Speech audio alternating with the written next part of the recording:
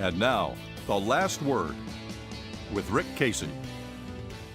There is no reason San Antonio or any other city should expect the Trump administration to increase federal support for cities. After all, among the largest urban counties, Hillary Clinton carried all but counties that include Fort Worth and Phoenix. Of the 10 most populous counties, Trump won 1. George W. Bush, by comparison, won 5. San Antonio was no exception. While Texas went easily for Trump, Bexar County voters chose Clinton by 54% to Trump's 40%.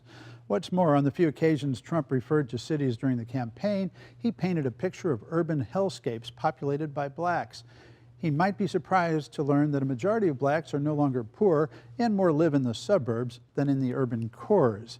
In fact, one of the reasons that Trump didn't carry the America's cities is that they don't even faintly resemble the dystopian portrait Trump painted of them. Sure, many of our cities still have areas of high poverty and crime, but a recent study by the centrist Brookings Institution showed that cities are thriving.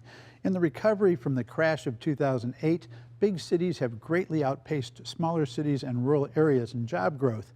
This is a striking change from the period from 1992 to the 2008 crash, when big cities had the lowest job growth rate of American communities.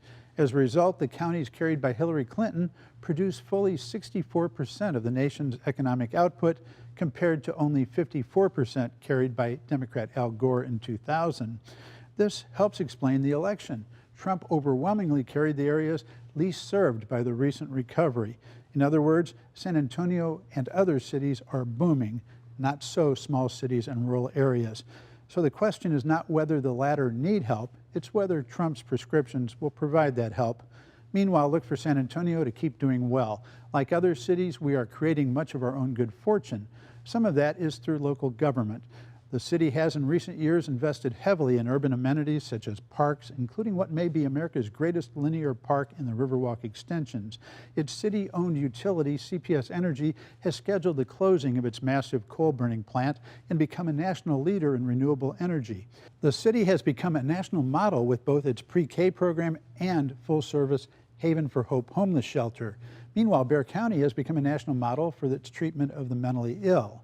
And downtown is undergoing massive improvements from Hemisphere Park up to the Pearl.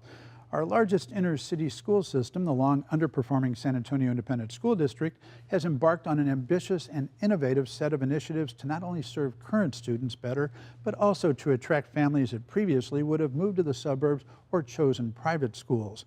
Meanwhile, San Antonio's economy has become more diversified. The medical sector has grown substantially, albeit greatly enhanced by the concentration of national military medical facilities here. Likewise, we have a growing tech industry, again enhanced by the government's hiring of thousands of highly trained workers at the National Security Agency and the Air Force installations here. Finally, San Antonio has in the past 2 decades produced a stunning new level of private philanthropy, led by the likes of Charles Butt, Bill Greehey, Kit Goldsberry, Harvey Najim, the Mays family, Graham Weston, Gordon Hartman, among others. Not to mention the recently deceased but still giving John Santikos and Robert Tobin. Together, they have given San Antonio hundreds of millions of dollars and boundless inspiration. I'll tell that story more fully later. For now, that's it for Texas Week. See you next time.